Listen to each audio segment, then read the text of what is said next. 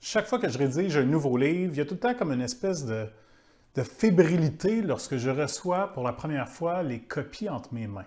Donc, lorsque la maison d'édition m'expédie les copies, je prends tout le temps un moment pour voir d'un, je sais c'est niaiseux, le sentir, le voir, regarder la qualité, etc. Et après ça, je prends au moins 2 soirées pour le lire.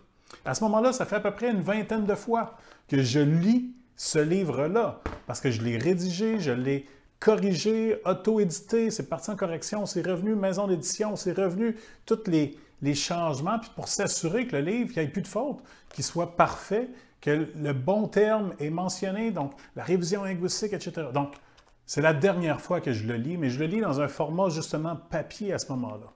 Et j'ai tout le temps comme une espèce de petite insécurité. Ça fait bizarre parce que ça fait plus d'une dizaine de livres qui sont publiés, que j'écris, mais à chaque fois, il y a comme une espèce de doute de est-ce que c'est bon? Est-ce que c'est réellement bon? Est-ce que c'est toujours d'actualité?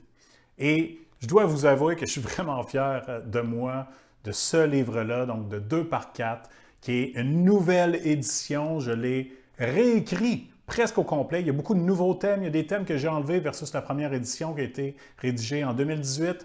Mais l'idée, c'était vraiment d'avoir quelque chose d'actualité. Et je dois vous avouer, c'est mon livre d'affaires le plus percutant jusqu'à maintenant. Il va être disponible dans les librairies à travers le Québec dans les prochaines semaines.